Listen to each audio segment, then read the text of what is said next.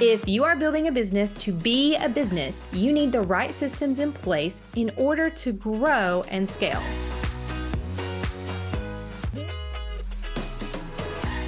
I'm not going to say every time, but 9.99 times out of 10, when our team walks in to evaluate a business, the number one thing we find that has to be done immediately is a systems overhaul. And then when we tell them that we have to put systems or procedures in place, well, not all of them, but most of them will roll their eyes and say, well, we have a policy manual, or we tried that and no one ever used them, or we're really not big enough to need something like that. That's really in depth for us. Now, I'm not sure where you are in your business, but if any of this has ever been in your thought process, we really want to help you change that. Like, I would love to help you get a clearer picture of why this is something that is needed in every business from the start.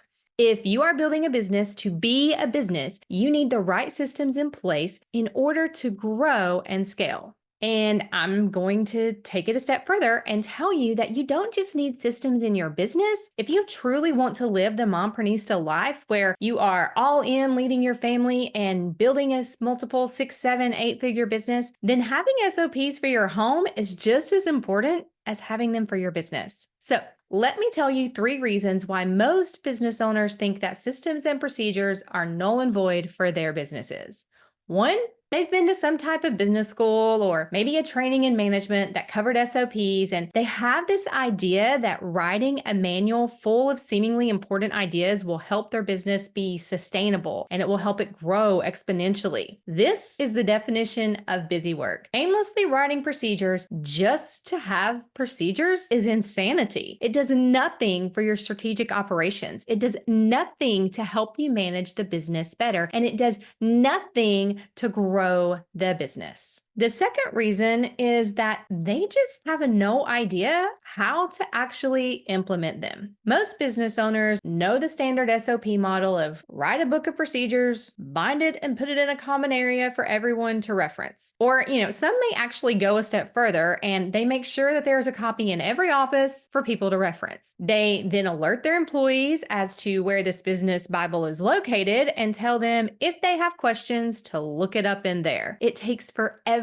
to search for an answer. Have you ever had this? I have. And half of the time they can't find the answer. So what do? They end up asking someone else anyway. Then the next time they need something, what happens? That's right. They just go straight to the source and they ask their questions, at which point now they're tying up multiple people's time to solve one issue. The third reason is because it just seems too overwhelming. It's just too much at any given moment in the chaos of their already overburdened state, and they can't fathom adding one more thing to their list, especially something that they don't think they'll ever use and have no idea how to actually try and get people to use it. On top of that, most business owners are accidental entrepreneurs. They traded their 9-to-5 for a 24/7 because they had a skill set to do the work, and they launched forward without any real foundation in actually running a business. This is especially true for a lot of those owners I work with in the trades industries and even nonprofit founders. They have all the knowledge and the skill and the passion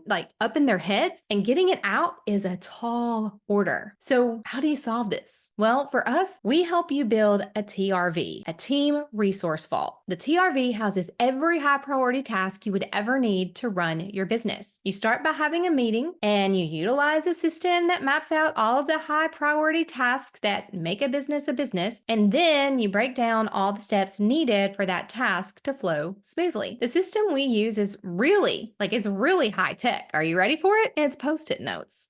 They really are the best tool for this exercise. And let me define high priority task for a second. When I say high priority task, it means those things that make the business money and keep the lights on. And just so you're aware, there are 3 levels of high priority tasks. In level 1, we are mapping out those things that have value to our clients. In level 2, we're mapping out how we deliver on that value. And in level 3, we're mapping out how we are adjusting to trends and innovative change that helps propel the company forward. But if you are looking to grow your business, you need to decide what the most critical tasks are and get those recorded, because you cannot optimize something to scale when you haven't even documented what it is. Then, once you're finished mapping, you're going to take all of this and build it in a system that is easy to learn and easy to navigate so that there are no barriers to utilization. You can build this out in something you already have in place in your business, or you can find a software that works for executing this. Our clients typically plug and play into our systems and launch forward from there. But anyway, so next you'll need to communicate to the correct team members what their roles are in terms of these high priority tasks. And you'll need to teach them how to use the TRV. If you aren't clearly labeling who is in charge of the task, you're still going to hit walls because someone is not going to know they were supposed to do something. Clearly, we need to identify who is in charge of what eliminates, oh, it wasn't my job, or oh, I had no idea I was in charge of that. This is what we do.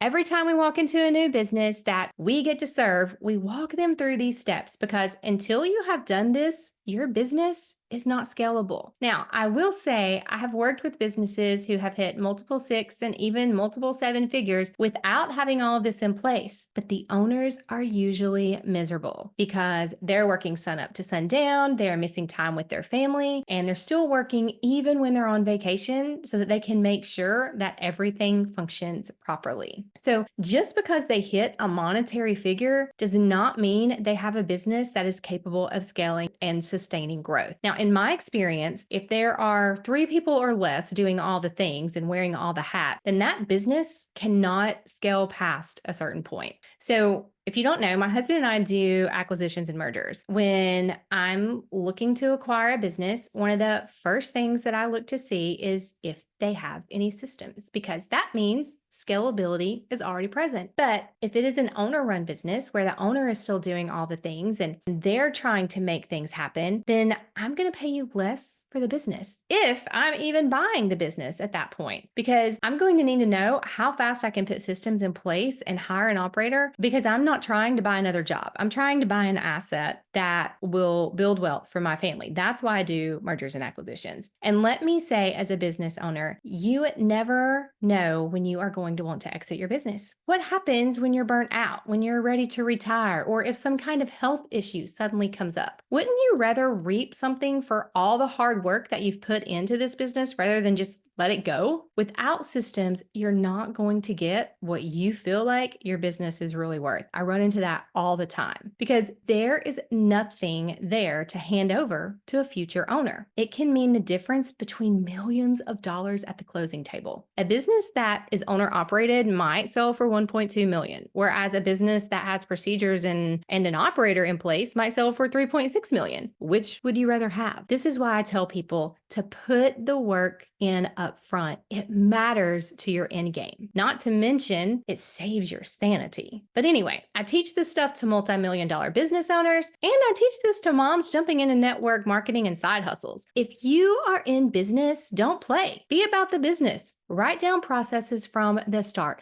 regardless of what you are doing. So let's say you start Mary Kay and you soar, and the next thing you know, you're ready to be a director. One of the first things that you'll want to look for when you step into directorship, and remember, I'm speaking from experience here, but one of the first things you will want to do is probably hire someone to help you out. Now, if you've written down procedures about how to write thank you notes and slip them into the bags for your customers, or how to process orders and package the products to ship, or how to set up and pack your bag for a skincare class, or maybe how to mass text all of your team about goals or a new product, then your assistant is going to get off to a great start and she's going to serve you well. But if you've not recorded anything and these special ways of yours are just all up in your head, then you're going to spend 20 hours of your time training the new assistant and hoping they get it right. Is that efficient for your business or your family? No, it's not. Procedures will place every aspect of your business and life in a scalable position. I am begging you to not neglect this. And real quick, let's talk about putting systems in place for your home. If you are choosing this Momprenista Life, putting systems in place in your home is crucial. It's a non-negotiable. It allows better communication between you and your spouse, between you and your kids, between you and your staff, and between you and anyone that wants to help you inside of your home, inside of your domain. Remember, you were commanded to have dominion over your domain. Your home and your business, that's your domain. Put order to all of it so that it all allows you to build the empire you're seeking to build. Now, if you know me, you know that I have a schedule for me, a schedule for my family, and a schedule for my home. If you've ever been in my home, you know I have binders in every critical area for how to do the tasks that are there. This allows anyone who wants to help out or work in my home to efficiently execute the high priority tasks that keep my home running smoothly so that I can do what I need to do. So there's a binder in the laundry room that tells how to do everyone's laundry, because for our family, certain people prefer certain things. In the kitchen, there are procedures for how to do dishes, because I was constantly having to rerun the dishwasher because sippy cups, they weren't being broken down correctly. You know how you have to pull the straws off and all that stuff. But anyway, so someone would put something too tall and that would stop the little spinners from going around. And so in my home, these are high value tasks, because if I'm having to redo stuff, then that cuts into the time I have budgeted for my business. It also helped my husband know how and where I needed help. I wasn't always left in the place to think of something on the spot. Like he would say, "Hey, do you need help?" And then I would need to explain my way of doing it when he would ask to help me out in any moment. If my way matters, it's written down. If it doesn't, the task is just listed as something that's useful to be completed by someone other than me. And I also learned through this that things don't have to be my way all the time, but that's another talk for another day. Let me encourage you that putting systems in place for your business and your life absolutely matter to you becoming more of who you are made to be and fulfilling your purpose. God doesn't hand you something that is at full maturity, and He doesn't hand you a gift for you to lead it poorly. He wants you to step into who you are, and He wants you to grow it and scale it. He wants you to step into the things that He has for you. I hope this was helpful. I hope it gives you a better understanding of the importance of putting systems in place. If you have questions, you can always ask inside of our Momprenista community on Facebook, or just message us. You can visit our website and you can look for upcoming events and teachings to help you on your path to living the Momprenista life. I'll see you soon. Bye. I hope you have a fantastic week.